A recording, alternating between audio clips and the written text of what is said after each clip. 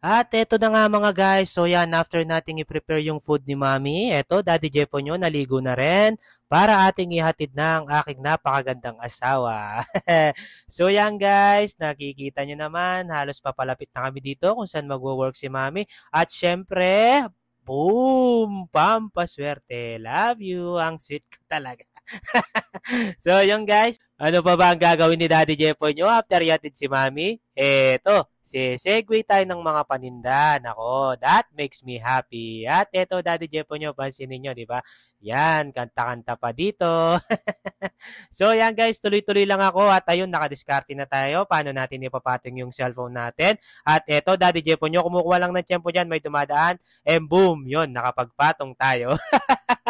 At ayan guys, lagi lang nating isipin na napakasarap talagang trabahuhin ang iyong sariling business. So yun, nakakuha ko ng bagong stock nasa kabilang cart. Baka akala nyo kinukuha ko ha. So yan guys lang naman yung sinegway ko. Halos kalahating cart lang naman. At eto, nandito na tayo sa pagbabayad. At syempre, yun, si pare kong Ru, hindi mawawala. Tagal na niya rin niyang nawala.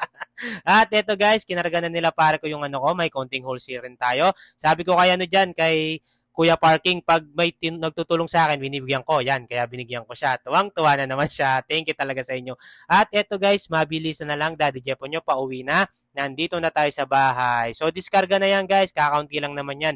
So, hindi ko na kinailangan yung tulong ng tatay ko para tuloy-tuloy na tayo. So, yan guys, di ba?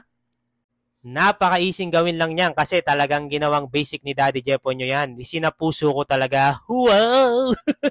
Passion ang tawag dyan. So, eto guys, para mapakita ko sa inyo na napakadali lang talaga nung ginagawa kong ito. Yan, aayusin ko na rin. Nabuti na lang, nandyan na naman yung kapatid ko. Yan, may nagbibideo ako. Kaya mabilis tayong matatapos. At by the way pala guys, yun nga, 30k followers na tayo sa Facebook. Thank you talaga sa inyo. Sana ipatuloy kayong mag-follow, mag-comment, mag-share at hanggat kaya ko, sasagutin ko yung mga tanong nyo sa akin. Basta wag lang ganong personal. Ang sarap talaga sa pakiramdam nito guys. Ako, nakakataba talaga kayo ng puso. So tuloy-tuloy lang tayo.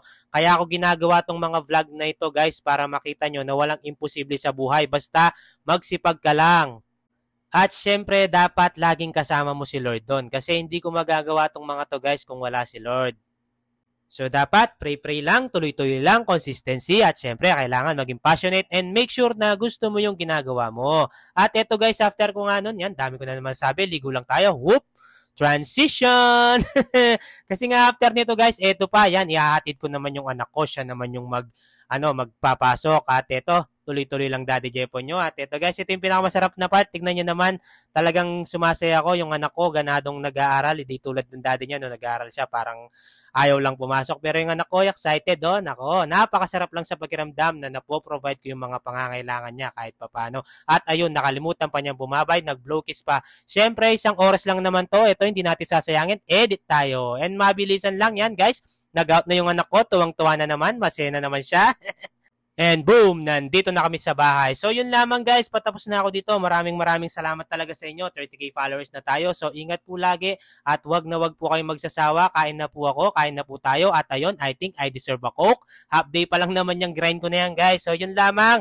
Siyempre after kong uminom, hindi mawawala yung finger heart kay sa akin. Bye-bye!